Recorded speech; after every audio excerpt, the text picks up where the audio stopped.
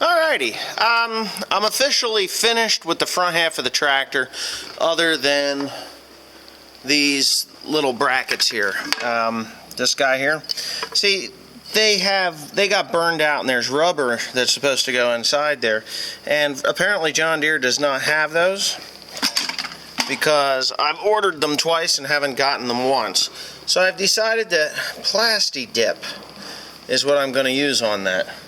I've got only a couple of them, so it's just going to be, I've never used this stuff before, but hell, there's a first time for everything, and that's going to be it right there. So I'm going to go ahead and get the Plasti Dip thing opened up and put that on through there. Alright, so Plasti Dip seems to work pretty good. I've got it on those. Coated her down just like they would from Deere. That was the last one I did. Let me kind of clean that up. It dries. That stuff dries incredibly fast. This is the first one I did, and I didn't follow the instructions, so it's a little bit funky. But I did it 5 minutes ago, and it's like almost pliable, usable. So anyway, yeah, there you go, Plasti Dip. Yeah, what was I going to say over here? No, I guess I'm pretty much ready to go. Oh, now I remember. I got sandblasting to do. Tomorrow I get the rubber grommets and stuff. And I got to have those pieces sandblasted. So that's what I'm going to be doing like right now. Sandblasting those, prepping them for paint. Yeah, stay tuned. Alright, just got done sandblasting, which I'm not going to show because it's just a miserable, filthy job. I've got that little cabinet right there, that little one at the red end of my finger. I paid $100 for it. It is okay for small stuff, but it's dirty. I can taste the grit in my mouth. It's just not very nice stuff. It's glass. But anyways, I sandblasted these two cab mounts because tomorrow I should have brand new mounts and stuff for this tractor. And it's going to go on there tomorrow. That cab going on that tractor tomorrow. So I just wanted these painted up. I've got the heat on them kind of gentle like to get the, to entice the paint to dry pretty quickly. I got a couple of bolts here that I cut off. I'm going to have to, I didn't realize it until now, but I'm going to go ahead and screw them out of there tomorrow. I'll probably mess up the paint a little bit, but I'm going to do an R-peak deal. I'm going to weld a nut onto that sucker right there, and I'm going to just screw it on through both of them. So, anyway, yeah. Okay, this is officially day 3 of the build. Tractor's coming along beautifully, beautifully. I mean, I couldn't be happier with the progress that I've made on it for the most part, and I think I've said this about 25 times. Because this is the end of the day, I'm going to say it again. The tractor is ready to go. I don't think I have any light over here right now. But anyways, but standing back here, yeah, it's dark. You can see air can, the induction from the over top of the radiator there. That is brand new. That's all. Everything's new. Everything, front half of the tractor up to the point of the cab is all new, all ready to go.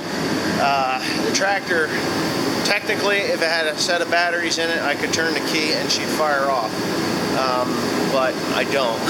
So anyway, that being said, good night. Tomorrow's another day, and yeah, tomorrow's going to be a big day. I'm going to charge this camera up, and you're going to watch a cab go up on there, and then I get to do all the interior crap on the cab and figure out all the other little pieces that I've forgotten or missed or whatever have you. So anyways, thanks for watching, and see you tomorrow. Okay, I'm here at the shop again, where the 4960 is, and I was just going through my emails on my nice little iPhone here, and I got a comment on the intercooler on my 4960. This little box right here. Okay, so the guy says this is, for your information, this is not an intercooler, this is an aftercooler, because it is placed after the compressor or the turbo, yes, it's placed after the turbo and not before it or between. If it was between, it would be inter. If it was, if it was between, it would be an intercooler, but because it's after the compressor, it's an aftercooler. So I'm like, this guy don't know what the hell he's talking about. But he does. He does kind of sort of know what he's talking about. I just wanted to show you that here's the breakdown in the book. It says, come on, aftercooler and intake manifold. So that whole entire thing is considered an aftercooler. So I've been calling it something wrong. But then you take this little part here, this number 6, which is actually the radiator, and number 6 right there, oh lordy, look what that says. Intercooler. So, what are you doing here? Work? No. You out of school already? Yeah. Oh, anyway, so it's kind of both. Alright, so my dad came here today and he was sitting here watching, and he's not much for YouTube, so I really couldn't do too much filming.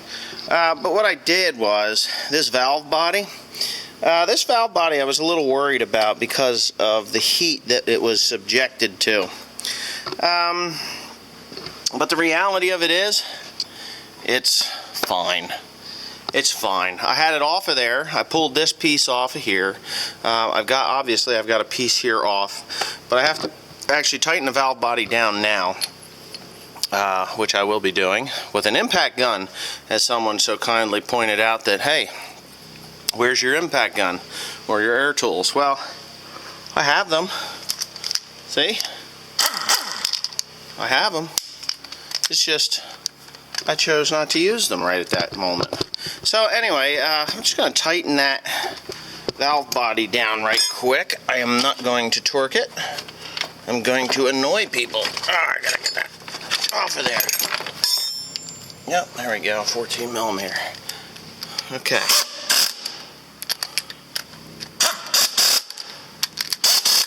You always start at the middle, I always felt. That works. Way around.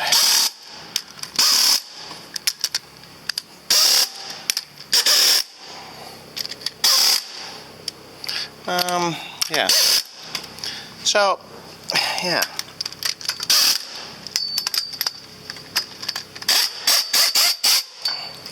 That one is going to take a special wrench.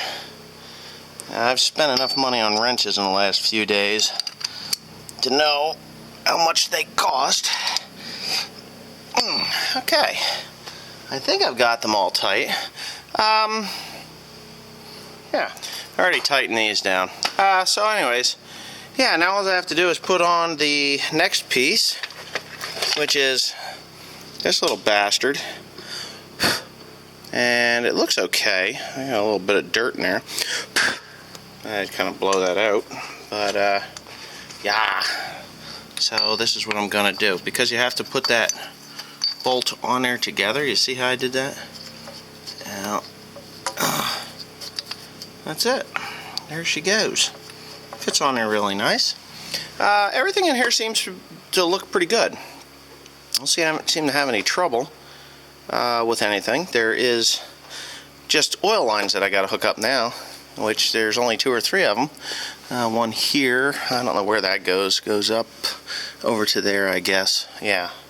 And then I've got one here that I have to put on, which goes to here. So just a couple of them. So I'm going to do that, and yeah, might as well take a look while I'm doing it, I guess.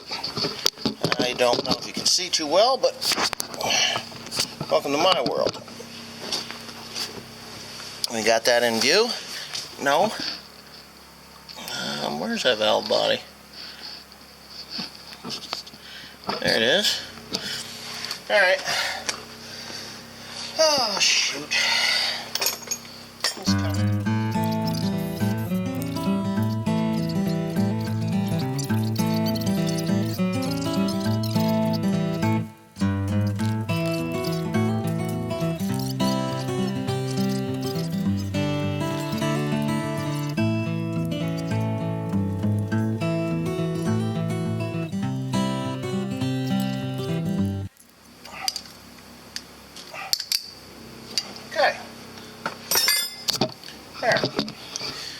that point, part's done.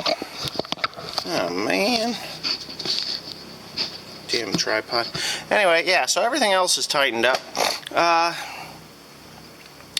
Everything seems to be functioning properly. Now, the reason I tore that off of there was because of this guy.